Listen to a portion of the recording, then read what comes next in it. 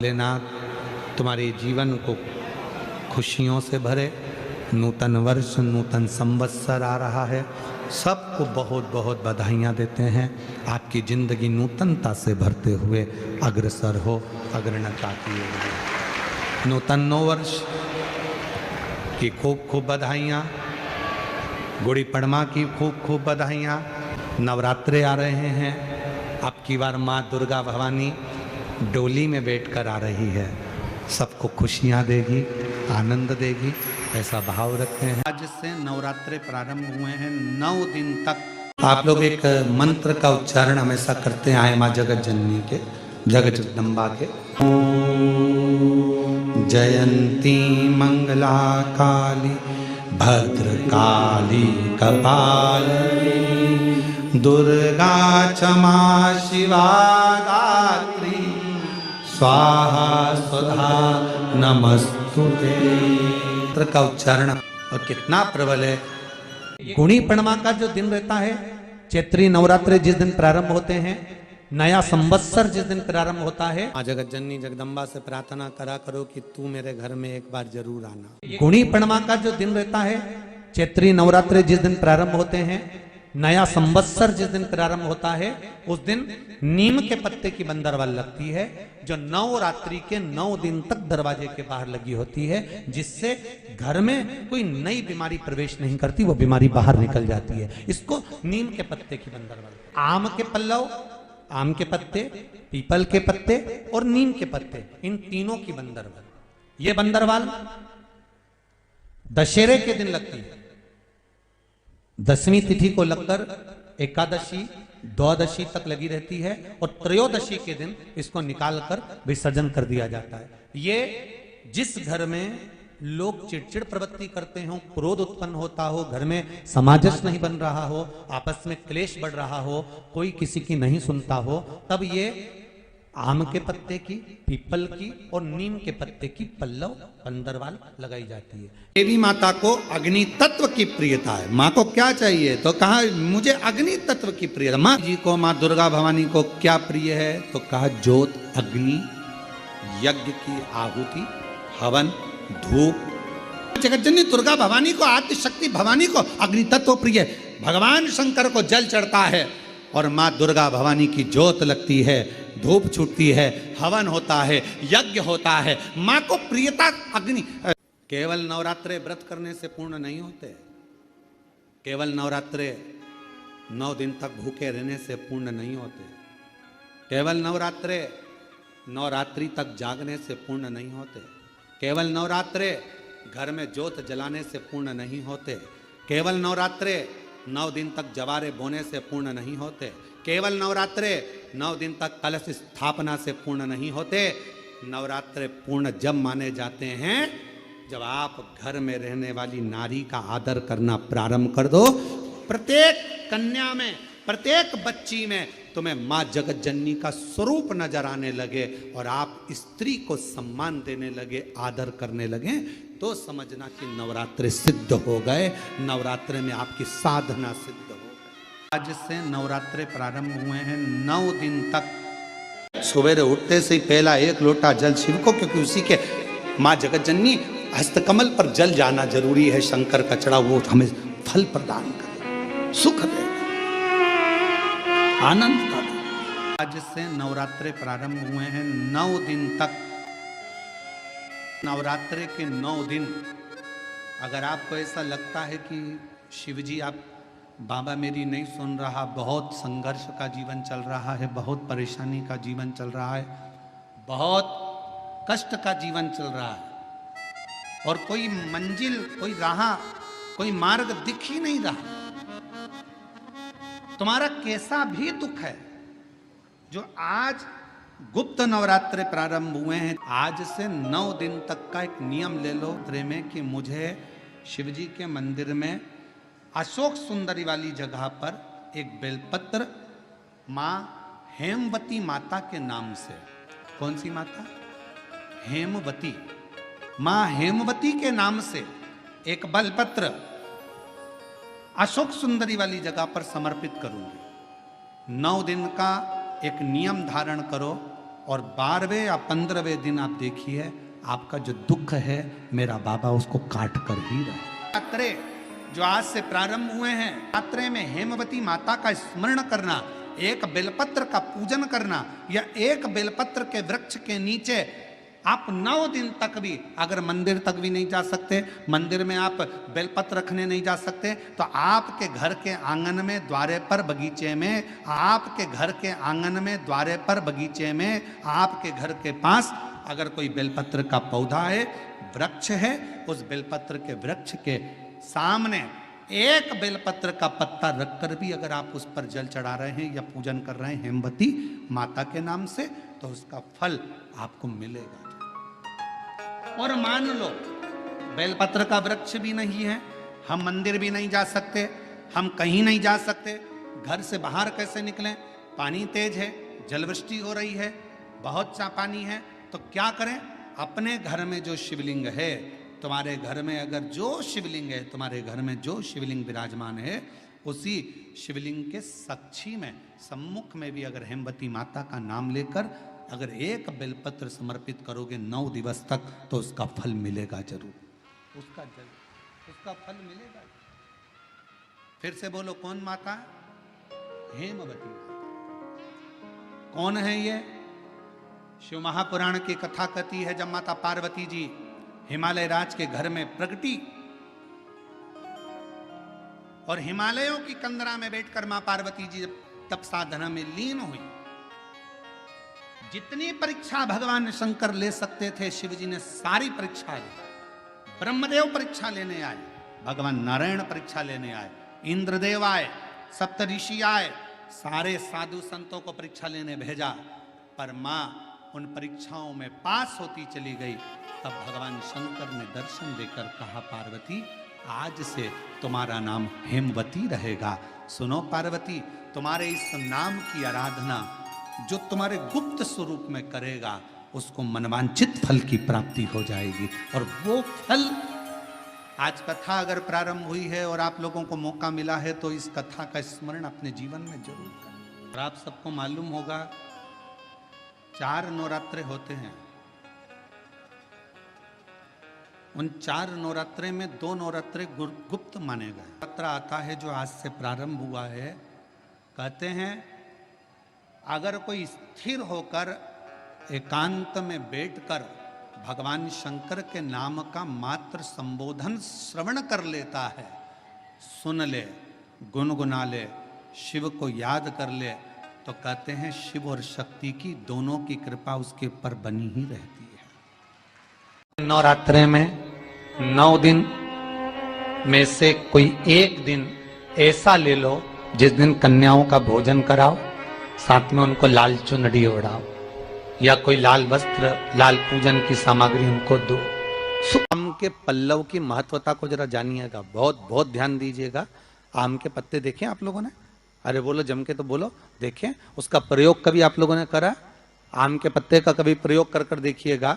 अभी तो नवरात्रि चल रही है, नवरात्रे में जब 5वां दिन नवरात्रे का रहे, चैत्री नवरात्रे का 5वां दिन रहे, और मान लो कि आपके घर में किसी बच्चे की, लड़के की या लड़की का या मंगल विवाह नहीं हो रहा हो, या शादी नहीं हो रही हो, या उस लड़के लड़की के लिए बहुत प्रयास कर लिया आपने और उसकी शादी हो ही नहीं रही, अथक प्रयास आपने कर लिया और उसका मंगल विवाह नहीं हो रहा, तो ये देवी भागवत में स्पष्ट कहा गया है, देवी भागवत में वर्णन किया गया है,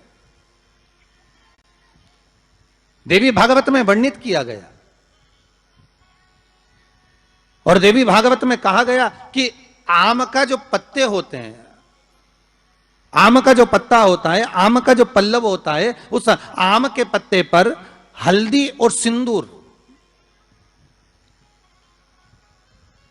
इन दोनों से स्वस्तिक का निर्माण किया जाए। देवी भागवत का संवाद है, बहुत ध्यान देना महाराज। जिन कन्याओं का विवाह ना हो पंचमी के दिन, नवरात्रे की कोई सी भी पंचमी, मतलब जो पंचमी तिथि पड़ेगी, कोई भी नवरात्रा हो, चाहे वो 4 नवरात्रे में से, चाहे वो पौष का हो, अश्विन का हो, चैत्र का हो, आषाढ़ का हो, किसी भी नवरात्रे में आप कर सकते हैं।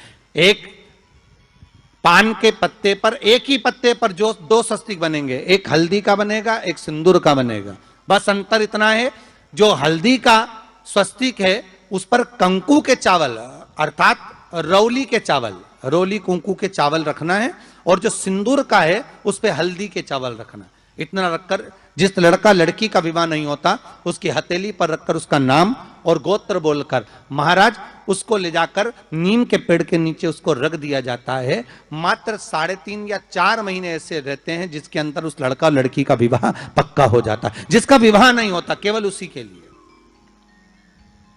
जिसका मंगल विवाह ना हो रहा, आम के पल्लव में शिव का वर प्रदान है, आम के पल्लव में शंकर का आशीर्वाद। इसका वर है ये शंकर का। 11 आम के जो पत्ते जिस डाली में लगे होते हैं वो डाली कोमल सी डाली, 11 टुकड़े महाराज एक कच्चे सूत से लपेटकर 11 बार उसका भाग, जब उसको लपेट लोगे इस तरह से इकट्ठा करके, आगे का जो भाग है 11 बार कच्चा सूत लपेटने के बाद जो भाग पीछे का आगे का कोई भी हो उसको शहद में डुबाकर शिव जी को समर्पित कर दो। किस जगह पर रखना है? अशोक सुंदरी वाली जगह। अशोक सुंदरी की जगह जानते हो आप लोग, पहले भी आपको बताया है, आज फिर आपको वर्णन कर दें। जैसे ये गोल जलाधारी है, ये शिवलिंग रखा है, ये 2 जहां से पानी बह रहा है बाबा के चरणारविंद, राइट में श्री गणेश जी का स्थान, लेफ्ट में कार्तिकेय का स्थान, बीच में अशोक सुंदरी की जगह। शंकर भगवान की 6 लड़कियां हैं। भगवान शंकर के 13 बच्चे, 13 बच्चों में से 6 लड़कियां, उस 6 लड़कियों में से एक लड़की का स्थान, भगवान शंकर की एक बेटी का स्थान, अशोक सुंदरी का स्थान सामने। पद्म पुराण में स्पष्ट किया ये स्थान अशोक सुंदरी का। शंकर भगवान की जलाधारी में पार्वती जी का हस्तकमल, ऊपर से जो एक एक बूंद पानी गिरता है, ये शंकर भगवान की 5 लड़कियों का स्थान है, जया, विषहरा, शामरी बारी, दौतली और देव। शंकर भगवान की 5 लड़कियां भगवान शंकर के मस्तक पे जल की धार गिरा रही हैं। बीच में जो अशोक सुंदरी का स्थान है महाराज, उस जगह पर शहद का मुख, जो शहद आपने भिंगोया है, उस शहद का मुख शंकर जी की ओर कर कर इसी चैत्र के महीने में, इन्हीं नवरात्रि में शंकर भगवान के उस अशोक सुंदरी की जगह पर शहद का भाग शिव जी की ओर रख दें। महाराज अगर घर में संपदा की कमी हो या कोई पैसा खा गया हो, रुपया नहीं दे रहा हो, पैसा अटक गया हो, तो उस शहद को शिव जी की ओर मुख कर कर उस आम के पल्लव की जो डंडी है उसको 11 डंडी को वहां रख दीजिए और उससे अपनी कामना कर कर आ जाइए। हो सके उस शहद में से थोड़ा सा शहद किसी रुमाल पर, किसी कपड़े में लगाकर उसको रख लीजिए। जिस व्यक्ति से पैसे लेना है, जिस व्यक्ति से पैसे मांग रहे हो, उससे एक बार जाकर मिल लीजिए, एक बार उसको खबर कर दीजिए। बाबा चाहेगा भोलेनाथ तो नवरात्रि में ही पैसा वापिस आ जाएगा, अगर शिव कृपा कर दे। ये बाबा की करुणा। आम का पल्लव कोई साधारण नहीं जिसको कलश के ऊपर रखा जाता है, शिव की कृपा। जिस आम के पेड़ पर स्वयं कामदेव चढ़कर भगवान शंकर के तीसरे नेत्र द्वारा जलकर भस्म हो जाते हैं, वो आम का पेड़ साधारण नहीं हो सकता।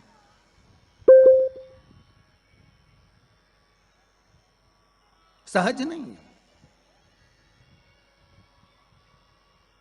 और वैसे भी शिव शिव है। घर में ज्यादा रोग हो, बीमारी हो, ज्यादा तकलीफें आ रही हो, कष्ट बढ़ रहा हो, बीमारियां बढ़ रही हो, या भय लग रहा हो, डर लग रहा हो, हृदय चित्त में कहीं ना कहीं आपको भय का भान हो रहा हो, तो 1 लोटा पानी एक कलश में जल भर कर रख लीजिए और रात भर उसको रखे रहने दो। नवरात्रि चल रहा है, उस कलश को रात भर रखकर सुबह सुबह उस कलश में एक बेलपत्र डालकर उस जल को नीम के पेड़ के नीचे, जहां चैत्री नवरात्रि में नीम के पेड़ के नीचे सारी विद्याएं, आद्य शक्तियां, सारी देवी उस नीम के पेड़ के नीचे विराजमान रहती हैं। उस कलश में एक बेलपत्र डालकर रात भर रखकर उस जल को पूरे घर में घुमाकर उस नीम के पेड़ के नीचे समर्पित कर दीजिए महाराज। घर में भय लगना बंद हो जाएगा, कोई बड़ी बीमारी आपको घेरेगी नहीं और उस बीमारी से, उस रोग से आप मुक्त रहेंगे। उस बीमारी से, उस रोग से आप मुक्त पाएंगे, वो बीमारी आपको घेर नहीं। विश्वनाथ को कुछ नहीं चाहिए, मेरे शंकर को चाहिए क्या? अगर आपके जीवन में ऐसा लगे कि बहुत बड़ी बीमारी आ गई और आपके घर का व्यक्ति वेंटिलेटर पर पड़ा हुआ है, तो शमी के वृक्ष के फूल ले आओ 7, और शमी के वृक्ष के 7 फूल लाकर एक एक फूल शंकर भगवान को श्री शिवाय नमस्तुभ्यम कहकर उस व्यक्ति के लिए जो पड़ा हुआ है, अंतिम सांसें गिन रहा है, जिसको अटैक आ गया, अंतिम सांसों में जो गिन रहा है, उसके नाम से भगवान शंकर पर चढ़ाना प्रारंभ कर दो। मात्र 7 पुष्प, उस शमी के वृक्ष के 7 पुष्प आप शिव को समर्पित करिए, उसका नाम और गोत्र बोलकर, और भगवान शंकर का मूल मंत्र श्री शिवाय, जम के बोलिए श्री शिवाय नमस्तुभ्यम बोलकर एक एक शमी का फूल शंकर पर चढ़ाना प्रारंभ कर दो। फिर आगे वो विश्वनाथ की मर्जी है, वो प्राण कैसे लेकर वापस आता है, उस काल से छुड़ाकर महाकाल कैसे लाता है, ये वो जाने। आपका फर्ज केवल आप अदा करिए। जब अंत में डॉक्टर भी हार जाते हैं, जब अंत में डॉक्टर भी कह देते हैं कि अब हमारे बस का नहीं है, अब तो उस परमात्मा के हाथ में, मतलब डॉक्टर को भी मालूम है कि एक और डॉक्टर बैठा हुआ है, एक डॉक्टर और है, वो बस वो थोड़ा सा दूर तो रहता है पर करीब भी बहुत है। कई लोग कहते हैं गुरुजी वो कैलाश पर रहता है बहुत, तो उनको बुलाएंगे तो आएंगे। हमने कहा कैलाश पर तो रहता ही नहीं है, जहाँ भक्त है वहाँ भगवान, वो दूर तो रहता ही नहीं। आप तो बस केवल उसको बुलाने का प्रयास करिए, आप दिल से बस उसको हाजिर, वो दिल से बुलाओ तो उसको। इसलिए देवी भागवत में लिखा है कि नवरात्रि में एक दिन, जैसे प्रतिपदा है, पहला दिन है तो एक कन्या का पूजन करो, द्वितीया है तो 2 कन्या का पूजन करो, तृतीया है तो 3 कन्या का पूजन करो, चतुर्थी है तो 4 कन्या का पूजन करो, पंचमी है 5 कन्या का पूजन करो, छठ है 6 कन्या का पूजन करो, सप्तमी है 7 कन्या का पूजन करो, अष्टमी है 8 कन्या का पूजन करो, नवमी है, जम के बोलो, 9 कन्याओं का पूजन करो। और अगर इस तरह से आप पूजन नहीं कर सकते नवरात्रि में, तो 9 कन्याओं का पूजन एक साथ, या तो अष्टमी के दिन या नवमी के दिन कर दो, या मध्य में, बीच में भी आप कर सकते हो एक साथ। पर अगर आपकी कोई कामना है, आपकी कोई इच्छा है, मालूम पड़े, जैसे कई लोग कहते हैं कि हमारी इच्छा है, हमारी वो मकान नहीं बिक रहा, या हमारी वो जमीन नहीं खरीदी जा रही, या हमारी कोई कंपनी नहीं डल रही, या हमारे काम में ये अड़चन आ रही है, तो नवरात्रि में, 4 नवरात्रि में से किसी भी नवरात्रि में आप नियम बना लो कि एक कलश की स्थापना कर कर एक दिन में एक कन्या का पूजन कर कर उसको भोजन कराना, लाल वस्त्र देना, लाल चुनरी देना, दूसरे दिन में 2 कन्याओं का पूजन कर कर लाल वस्त्र ओढ़ाना, लाल चुनरी देना, तीसरे दिन में 3, चौथे दिन में 4, 5वें दिन में 5, ऐसे 7-9 दिन तक एक एक कन्याओं के क्रम को बढ़ाते बढ़ाते बढ़ाते बढ़ाते आप उस पूजन का विधान प्रबल कर सकते। क्या मैं नवरात्रि में अगर मान लो कोई साधना करना हो तो कौन सी साधना करना चाहिए? हम किसकी आराधना करें? हम 9 दिन तक किसकी साधना करें? तो अगर बन सके तो देवी भागवत में सबसे सुंदर साधना यही है कि हम एक दिन में एक कन्या के चरण धोकर पूजन कर कर उस कन्या को भोजन कराकर उसका स्मरण करें। हाँ, ये जरूर है अभी कोरोना महामारी चल रही है तो इस नवरात्रि में भले ना करें, पर आगे की नवरात्रि में जब नवरात्रि अच्छे रहें, कोरोना से मुक्त रहें, तब आप किसी कन्या को एक दिन में 1, 2 दिन में 2, 3 दिन में 3, 4 दिन में 4, 5 दिन में 5, ऐसे नवरात्रि 4 बार जो नवरात्रि आती, किसी भी नवरात्रि में आप स्मरण कर उसका फल मिलेगा।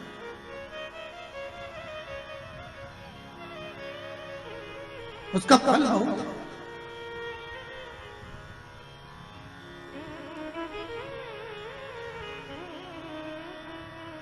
जैसे बेलपत्री का किया गया दान छिन्न नहीं माना गया।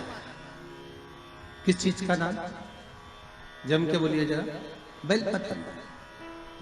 बेलपत्री का किया गया दान छिन्न दान नहीं है, समाप्ति नहीं होती। बेलपत्री अगर आपने कोई आपसे कहा जी जी तुम्हारे यहाँ बेलपत्री लगी है, जरा 8-10 दे दोगी क्या? बिल्कुल। और उससे कहो बेलपत्र तू मत तोड़, हम तोड़ कर देते, और अपने हाथ से बेलपत्र निकाल कर उसको दो दान। ये छिन्न दान नहीं है, ये समाप्त नहीं होता, ये बेलपत्र का दान अविरल दान बढ़ता है।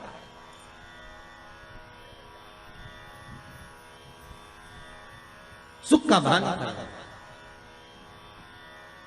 ये छिन्न होने वाला नहीं। अभी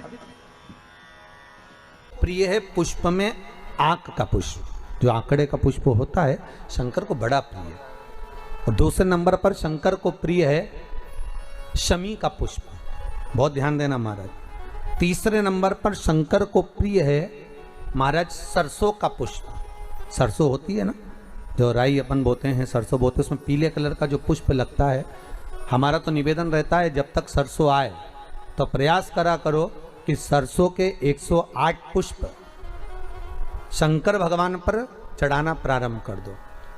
महाराज ये पक्का है कि वर्ष भर कोई बड़ी बीमारी आपको घेर नहीं सकती अगर सरसों के फूल शिव को चढ़ रहे हैं तो।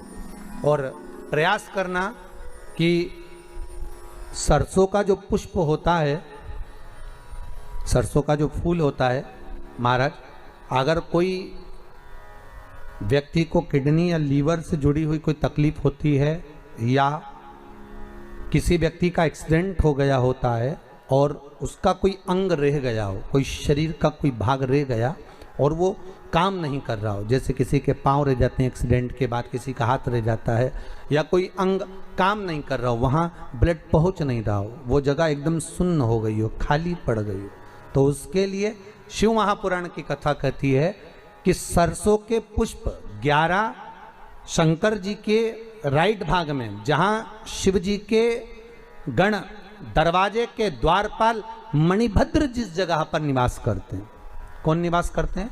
मणिभद्र। शंकर जी के दरवाजे के द्वारपाल हैं मणिभद्र जी।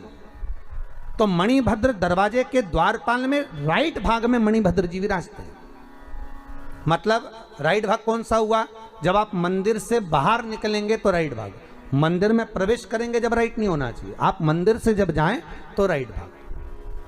मतलब आप मंदिर से राइट से जाएंगे तो शंकर जी का भी राइट हो जाएगा, क्योंकि शिव जी ऐसे बैठे हैं तो शंकर जी का भी राइट हो गया, देवता उनका भी राइट हो गया, तो राइट भाग सीधा हाथ मणिभद्र जी का स्थान। 11 सरसों के पुष्प मणिभद्र के उस द्वार पर आप रख दीजिए, और मणिभद्र के द्वार पर रखकर अंदर जाकर 108 वापिस जब आप बाहर निकल रहे हैं, ये पुष्प आप रखने के बाद एक बार बाहर जाएंगे, फिर वापिस आएंगे मणिभद्र के रखने के बाद, और अंदर जाकर 108 सरसों के पुष्प शंकर को समर्पित करेंगे महाराज। उस सरसों के पुष्प जो शिव जी को आप समर्पित कर रहे हैं उसको वापिस लेकर आएंगे, श्री शिवाय नमस्तुभ्यम बोलकर उस सरसों के पुष्प को महाराज सरसों के तेल की बोतल में उसको डाल लीजिए। शंकर भगवान को किसी भी प्रदोष में, शाम के समय प्रदोष काल में उस तेल को वापस ले जाकर चढ़ा दीजिए शिव जी को, उसको वापस लेकर आ जाइए। उस तेल का प्रयोग आप नाभि में डालिए, और जो शरीर काम नहीं कर रहा उस स्थान पर कम से कम 15 दिन 20 दिन तक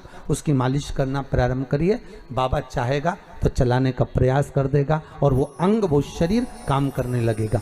मणिभद्र का स्मरण, श्री शिवाय नमस्तुभ्यम, सब बोलिए एक बार जमकर, श्री, अरे पहले बोल दिया, हमारे साथ तो बोलो, श्री शिवाय नमस्तुभ्यम।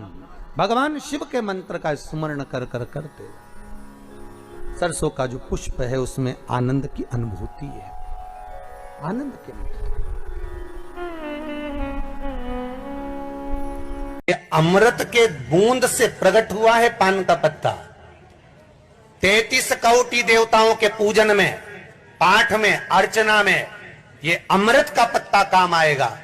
जिस जल के पात्र में यह पत्ता रखा रहेगा वो जल क्षीर सागर के अमृत तुल्य हो जाएगा, क्षीर सागर के अमृत तुल्य। घर में लड़ाई चल रही है, क्रोध हो रहा है, विवाद हो रहा है, आपस में परिवार टूट रहा है, विवाद हो रहा है, पति पत्नी में झगड़ा हो रहा है, अदालत तक बात पहुंच गई, तलाक तक बात पहुंच गई, तो भी अगर एक श्रीफल को लेकर घर में घुमाकर उस पे